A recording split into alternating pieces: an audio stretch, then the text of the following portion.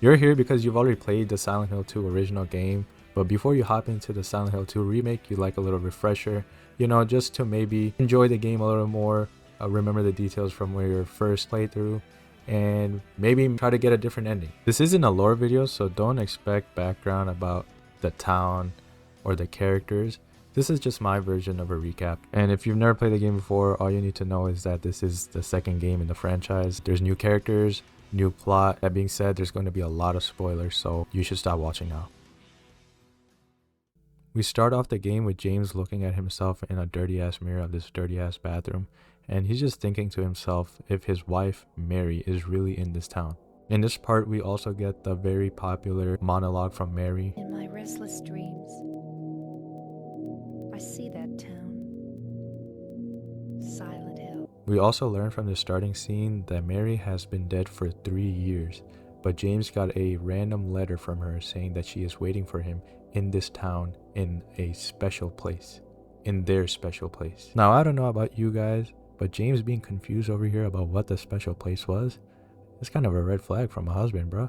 James grabs his map of Silent Hill from his car, and of course, in true survival horror fashion, we can't get to Silent Hill through the main road. We have to walk through the creepy woods and we make it to the cemetery. So emerging from the really dense fog is another woman whose name we will learn later on, who simultaneously guides James to Silent Hill but also warns him about how dangerous Silent Hill is. James ignores her warning and goes on his way. Now James makes it to Silent Hill, and after a bit of exploring, he sees some blood on the street, and around that same corner that has that blood, he sees some freaky creature and he decides to go after it. And what do you know?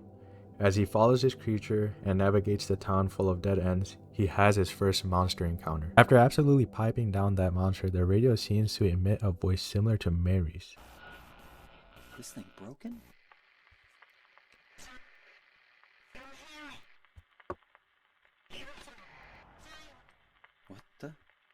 What the is right, James. A whole bunch of monsters, dead ends, radio noises later, James gets some keys off of a dead body. Once we're in the apartment, we grab our map and start exploring. In typical Silent Hill fashion, just as we're about to make some progress, some dumbass little kid is ruining it. How is she even surviving in this place? The little girl wasn't even the worst part in this apartment. What did James just walk in on? After witnessing that Diddy party, James takes cover in the closet. Ironic, but at least James knows how to get active. Look at my boy putting in them shots.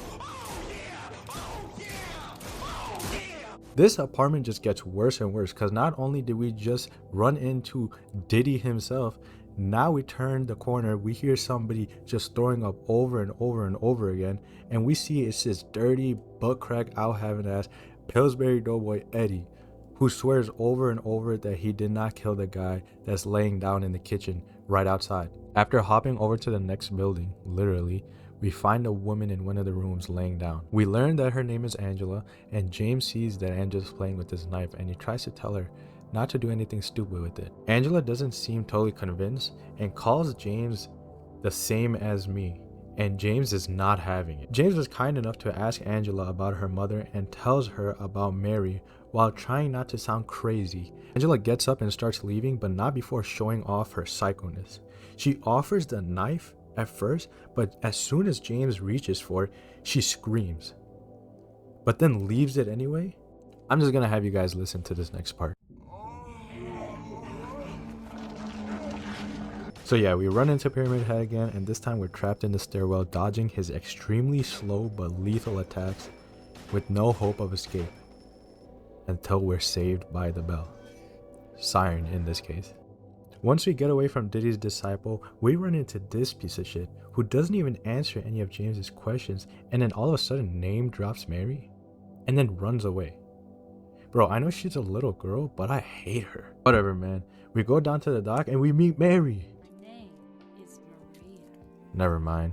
James is so shocked that Maria sounds and looks exactly like Mary. In all seriousness though, this might be one of the most important scenes in the game. Maria suggests to James to think of more special places, and he recalls a memory of a hotel where he was probably getting freaky. Maria also teases him about this. James doesn't take the disrespect and starts walking away, but Maria wants to stick together and emotionally blackmails the poor dude. Yeah, fine. We head down to the bowling alley and all of a sudden, Maria is okay with being left alone. Inside, Eddie and that piece of girl are honestly just having a nonsense conversation. And how did Eddie get a pizza? We learn that the little girl's name is Laura, and she runs away and then even gets away from Mary. We chase her down the alley and she's gone, but Maria has the keys to get through the building.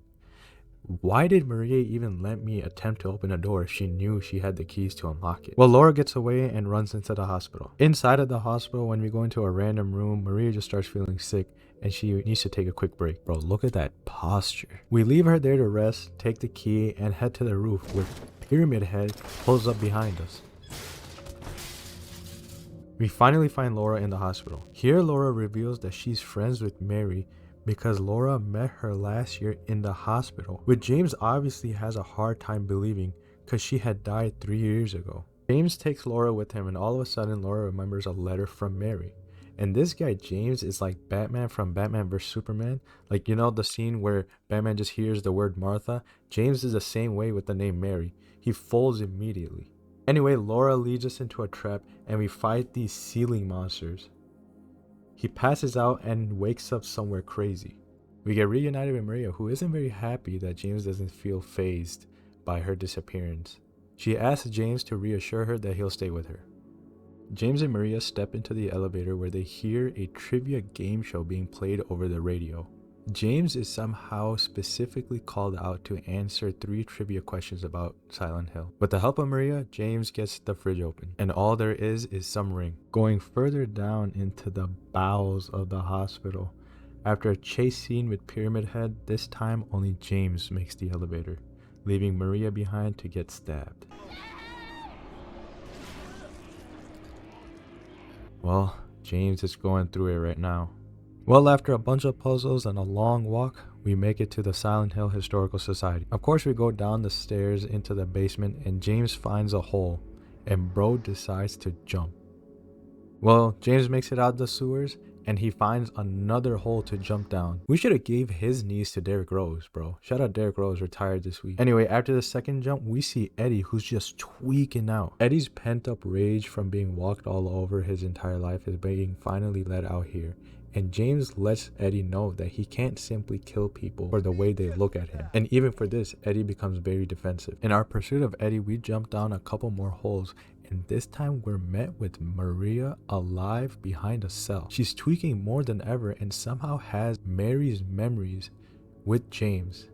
This has James and myself very confused. She tries to seduce James and wants him to go over and touch her. James agrees. On his way to fulfill his chivalrous quest, James hears some screaming coming from a room. James walks in and sees Angela in the corner of her room screaming, and we fight this crazy weird boss. After that, Angela trauma dumps on you, and this time disrespects James about not loving Mary too. We make it to Maria and now she looks dead, or just very unwell. James can't believe it. Everything's just going wrong for the guy. Find Eddie in a freezer who's still somehow alive, but he's fully given into his resolve of killing anyone that disrespects him. We make quick work of Eddie, hop on a boat, and get to the Lakeview Hotel. Inside of the hotel, you hear a piano key go off and you find out that it's Laura that scared you. How did she get to the hotel that I had to ride a boat to? She mentions that she's also looking for Mary and tells James to hurry up and find her. Laura gives James a letter that Mary wrote to her. In the letter, we learn that Mary and Laura were in the hospital together with other sisters. Laura and Mary were really good friends, and that Mary says that if she could, she would have adopted Laura. After reading the letter, James does some math with Laura's birthday and Mary's death, and it's not mathing. If Mary died 3 years ago and Laura just turned 8, how could Mary have wished Laura a happy 8th birthday? Laura starts looking for another letter that Mary wrote her, but she can't find it and runs out to look for it. We finally get to room 312 in hopes of finding Mary there, but no one's there. There is a VCR and a working TV, so James pops in the cassette and learns the dark truth. It's revealed in the recording that while Mary was sleeping, James suffocates her with her pillow. How do you forget that, James? After learning the truth, James sits there in shock. Laura runs into the room and asks James if he found Mary.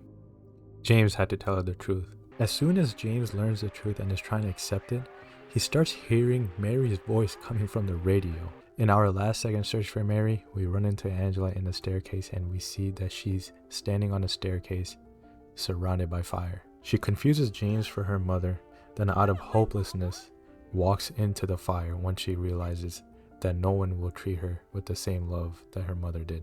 We have one more battle with Pyramid Heads. Yes, plural, heads. And we see that they have captured Maria again. This time they kill her for sure, right? After the battle with the two Pyramid Heads, they feel that they've had enough and they end themselves. Now, depending on how you played the game and the actions you took during the gameplay, you get 3 different endings. In one ending, you leave the town with Laura, the good ending. Then one where you leave the town with Maria. And also an ending where James ends his life by driving his car into the lake. We finally wrap up the game with a letter from Mary. In this letter, she says she's been waiting for James, and that she understands if he doesn't care about her because she blames herself for getting sick and how much he probably is a burden to him. She says that she loves him and hopes he remembers her, but also wants him to live for himself. In the end, she was happy with James. James, you made me happy.